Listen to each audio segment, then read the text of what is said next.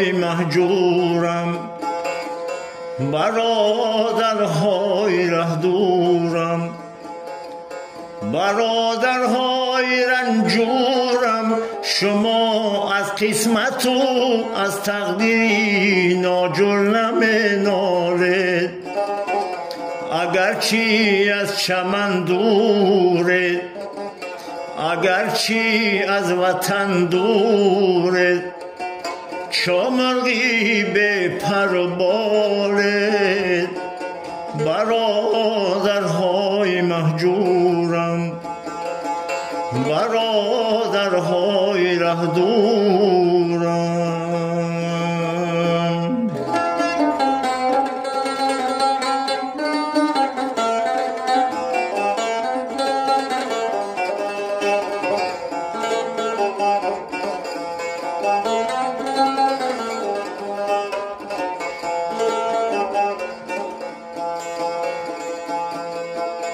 شما نان آورانی خانه مایید، شما دان آورانی لانه مایید.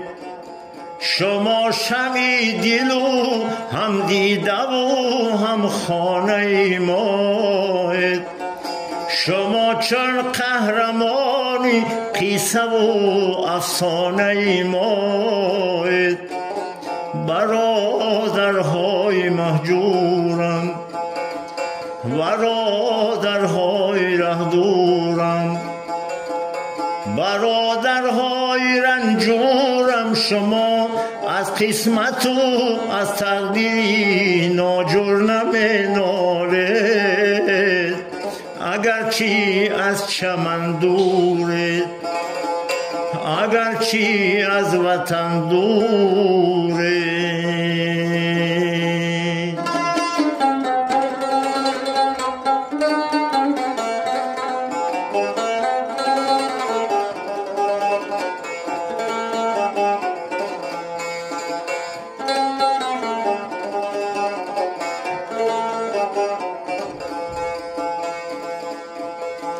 شما چون مرغکان مهجور، شما چون مرغکان مجبور، ولی افسوس نه هر یک زنده می آید، نه هر یک با لبی پرخنده می آید.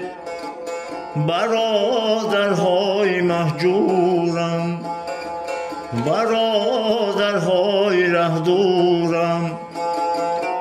وطن مادر شما را انتظاری می کشد هر روز، پدر خواهر برادر شربتی تلخی جدایی می چشد هر روز.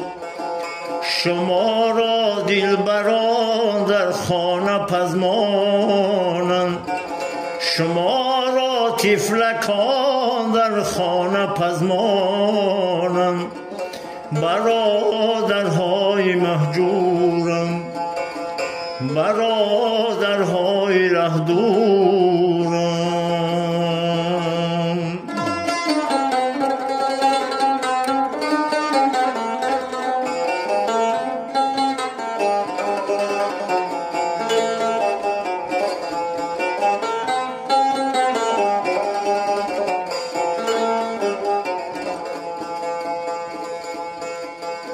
یقین دارد خدای مهربان با ماست، یقین دارد خدای دو جهان با ماست.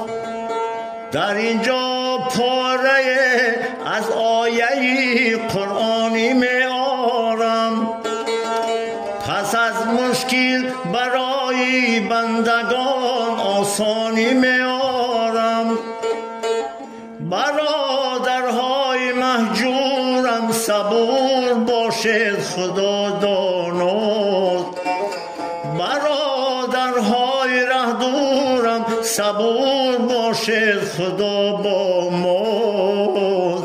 برادرهای مهجورم، برادرهای ره دورم. رنجورم، برادرهای رنجورم، شما از قسمت و از تقدیری ناجور نمینالید،